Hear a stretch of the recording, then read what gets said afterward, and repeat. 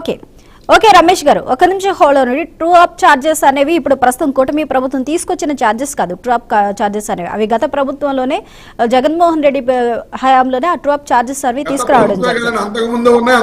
వేణుగోపాల్ గారు ఓకే వేణుగోపాల్ గారు ఒక నిమిషం అండి, ఒక నిమిషం రమేష్ గారు. వేణుగోపాల్ గారు మన రమేష్ గారు చెప్పింది విన్నారు. అధికారంలోకి రావడం కోసం ప్రజలకి అడ్డమైన అబద్ధాలు చెప్పి ఇప్పుడు భారం అంతా కూడా ప్రజల మీద వేసే ప్రయత్నం చేశారు.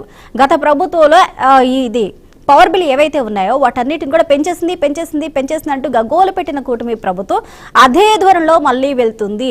నిజంగా చిత్తశుద్ధి ఉంటే ఆ ట్రూ అప్ ఛార్జెస్ ఏవైతే ఉన్నాయో వాటిని ఎందుకు తగ్గించలేకపోతుంది అంటూ కూడా ప్రశ్నిస్తున్నారు. అంటే మేము చేసింది తప్పు అని మీరు గతంలో ఎలాగైతే మాట్లాడారో ఇప్పుడు అదే తప్పు మీరు చేసుకుంటూ వెళ్తున్నారు, ఎందుకు తగ్గించే ప్రయత్నం చేయలేదు? మేము తప్పు చేస్తుంటే మరి మీరు మళ్ళీ అదే తప్పు ఎందుకు చేస్తున్నారు అనేది వారి ప్రశ్న. నేను వివరణిస్తానమ్మా. పెద్దలు తులసిరెడ్డి గారు 8:30 బయటకు వెళ్ళాలంటే ఆయనకు ఒకసారి అవకాశం ఇస్తే నెక్స్ట్ నేను మాట్లాడతాను. చెప్పారు కదా ఆయన 8:30కి బయట. తులసిరెడ్డి గారు చెప్పండి.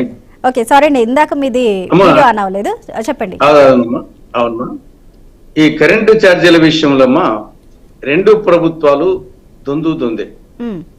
గతంలో జగన్మోహన్ రెడ్డి గారి ప్రభుత్వం, ప్రస్తుతం చంద్రబాబు నాయుడు గారి ప్రభుత్వం, ఈ రెండు కూడా దొందే. ఎందుకంటే 2019 ఎన్నికలకు ముందు వైకాపా నాయకులు జగన్మోహన్ రెడ్డి గారు వారు చెప్పారు, మేము అధికారంలోకి వచ్చే కరెంటు ఛార్జీలు పెంచము, ఇంకా తగ్గిస్తామని చెప్పేసి 2019 ఎన్నికల సందర్భంగా జగన్మోహన్ రెడ్డి గారు వైకాపా నాయకులు చెప్పారు. అధికారంలోకి వచ్చిన తర్వాత 8 సార్లు పెంచారు. రకరకాల ట్రోప్ ఛార్జీలు, సర్దుబాటు ఛార్జీలు, మిగతా మామూలుగా అని చెప్పి దాదాపు 33,000 కోట్ల రూపాయలు అదనపు భారము ఆ 5 సంవత్సరాల్లో 2019-24 మధ్య వేయడం జరిగింది. అది జగన్మోహన్ రెడ్డి గారి ప్రభుత్వం. 2024 ఎన్నికలకు ముందు అదే మాట టీడీపీ కూటమి చెప్పారు. చంద్రబాబు నాయుడు గారు మిగతా టీడీపీ కూటమి పార్టీలు మేము అధికారంలోకి వస్తే కరెంటు ఛార్జీలు పెంచము, ఇంకా తగ్గిస్తామని చెప్పేసి చంద్రబాబు నాయుడు గారు టీడీపీ కూటమి పార్టీలు 2024 ఎన్నికలకు ముందు చెప్పడం జరిగింది. ఇది డెఫినెట్ గా వచ్చేసి ప్రజల మీద ప్రభావం చూపింది. పర్యవసానంగా టీడీపీ కూటమి అధికారంలోకి వచ్చింది. కానీ అధికారంలోకి వచ్చిన తర్వాత ఈ యొక్క 7 నెలల కాలంలోనే దాదాపు వచ్చేసి ట్రూప్ ఛార్జీల పేరుతో 15,485 కోట్ల రూపాయలు.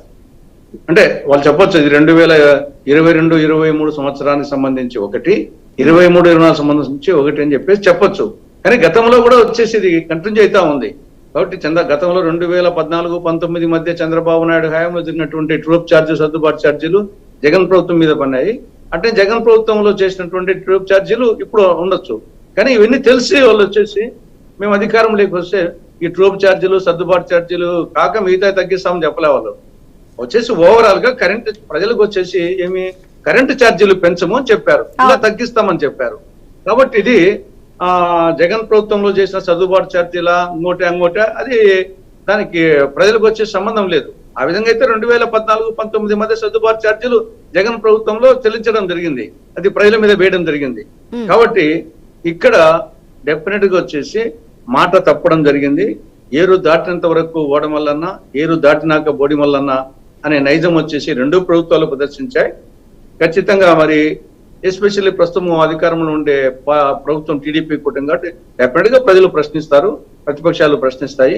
మీరు వచ్చేసి స్వర్ణాంధ్ర అంటున్నారు, వికసిత ఆంధ్ర అంటున్నారు, హ్యాపీ వెల్తీ, తర్వాత వచ్చేసి హెల్తీ వెల్తీ హ్యాపీ ఆంధ్రప్రదేశ్ అంటున్నారు. మరి ఇదేనా ప్రజలకు వచ్చేసి వినియోగదారుల మీద కేవలం 6 నెలల కాలంలోనే అంతా ఇంత అమౌంట్ కాదు, 15,485 కోట్ల రూపాయలు కేవలము విద్యుత్ వినియోగదారుల మీద మోపడం అనేది మీరు ఎన్ని కారణాలు చెప్పొచ్చు.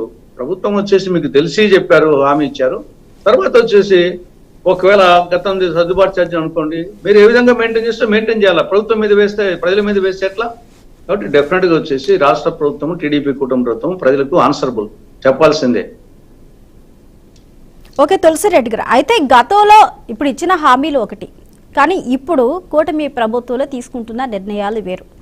ఏమాత్రం భారం పడనీయవు అని చెప్తూనే ఇప్పుడు అధిక భారం ప్రజల మీద వేస్తుంది. సుమారు చూసుకున్నట్లయితే వచ్చిన 6 నెలల్లోనే 2 సార్లు అంటే దివాళీకి ఒకసారి పెంచారు. ఇప్పుడు డిసెంబర్ నుంచి పెరిగిన ఛార్జీలు జనవరిలో ప్రజల దగ్గర నుంచి మరో 9,412.5 కోట్ల రూపాయల అధిక భారాన్ని ప్రజల మీద వేసి అక్కడి నుంచి వసూలు చేయబోతున్నారు. అయితే వీటన్నిటికీ కూడా కారణం అదానితో చేసుకున్న ఒప్పందమే. అయితే అసలు ఆ ఒప్పందం ఏంటి, దానివల్ల ఇంత భారం ఎందుకు పడుతుంది, ఆ ఒప్పందంలో ఏముందంటారు? అంటే ఆ ఒప్పందంలో అది ఒక పార్ట్ అన్నమాట. ఇది solar energy corporation limited SECI కింద ఒప్పందంలో వచ్చేసి దాంట్లో కొంత యూనిట్కి వచ్చేసి మిగతా గుజరాత్కు సప్లై చేసిన దానికంటే కొంత ఎక్కువ కొన్నారు. ఆ డిఫరెన్స్ కోసం అని చెప్పేసి అది ప్రజల మీద భారం పడింది. ఈ లోపల జగన్మోహన్ రెడ్డి గారికి తర్వాత మిగతా కొన్ని రాష్ట్రాల్లో వచ్చేసి దాదాపు వచ్చేసి కొంత ఈ అదానీ గారు వచ్చేసి కొంత ముట్ట చెప్పారు.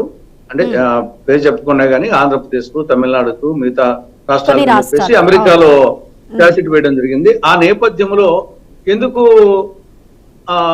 ముట్ట చెప్తారు, డబ్బులు లంచం ఇస్తారు, ఆ విధంగా ఎక్కువ రేటుకు కొనడం జరిగింది. ఆ ఎక్కువ రేటు కొన్నారు కాబట్టి నేచురల్ గా ఆ భారం వచ్చేసి వినియోగదారుల మీద పడుతుంది అనేది అది ఒక పార్ట్ అంతే. కానీ మిగతా వచ్చేసి అనేక ఉన్నాయి కదా. తర్వాత వచ్చేసి మిగతా బొగ్గు కొనడం కానీ, మిగతా కరెంటు కొనడం కానీ, కరెంటు కొనడం అనేది డైరెక్ట్ కరెంటు కొనడం అనేది ఒకటి. తర్వాత కరెంటు ఉత్పత్తి చేస్తానికి కావాల్సినటువంటి ముడిసరుకులు కొనే దాంట్లో అక్కడ వచ్చేసి ఎక్కువ రేట్లు కొనడము. కాబట్టి ఇవి ప్రభుత్వాల్లో జనరల్ గా జరుగుతూ ఉంటాయి. వచ్చేసి దీంట్లో దొరికితే దొంగ, దొరకకుంటే దొర. ఇది వచ్చేసి గతంలో కూడా మరి సర్దుబాటు ఛార్జీలు వచ్చాయి కదా. అంత ముందు కూడా చంద్రబాబు నాయుడు గారి హయాంలో 2014-19లో ఆనాటి దానికి సర్దుబాటు ఛార్జీలు మరి 2019-24 మధ్య వచ్చాయి కదా. అంటే అప్పుడు కూడా మరి కమిషన్లు కొట్టేట్టే కదా. 2014-19 మధ్య జగన్మోహన్ రెడ్డి గారు అప్పుడు మరి టీడీపీ గవర్నమెంట్ అప్పుడు సర్దుబాటు ఛార్జీలు జగన్ పీరియడ్ లో భరించాల్సి వచ్చింది. కాబట్టి ఇవి డెఫినెట్ గా వచ్చేసి అటు ప్రభుత్వాలు కావచ్చు, ప్రభుత్వ పెద్దలు కావచ్చు, అధికారులు కావచ్చు, డెఫినెట్ గా వచ్చేసి దాంట్లో వాళ్ళు వీళ్ళని కాదు కమిషన్లు కొడతారు. ఆ కమిషన్లు భారం వచ్చేసి డెఫినెట్ గా ప్రజల మీద పడేదే. ఇది దాంట్లో ఏ మేరకు అనేది ఎంత కమిషన్లు కొట్టారు, ఏ మేరకు పడినది, ఏ మేరకు ఎక్కువ కొన్నారు అనే దాన్ని బట్టి ఆధారపడి ఉంటుంది. అది ఒకటే కాదు కదా, మిగతా వచ్చేసి ఒక సెక్కీతోనే కాదు, మిగతా అనేకం ఉన్నాయి. కాబట్టి మనము అది ఒక పార్ట్ అనుకోవచ్చు అంతే. విద్యుత్ ఛార్జీలు సర్దుబాటు చేయడానికి అది ఒక కారణం కావచ్చు, కానీ అదొక్కటే కారణం కాదు. తులసిరెడ్డి గారు చిన్న సబ్మిషన్ అండి. సెకీ నుంచి తీసుకున్న ఉచిత విద్యుత్ అదే ఫార్మర్స్ కోసం తీసుకున్నది ఇంతవరకు మనం అవైల్ చేసుకోలేదు, అది ఇంతవరకు తీసుకోలేదు. అది దాని మూలంగా భారం పడుతుంది అనేది పచ్చి అబద్ధం అండి. వాళ్ళకి ఇంతవరకు మనం పే చేసింది ఏమీ లేదండి.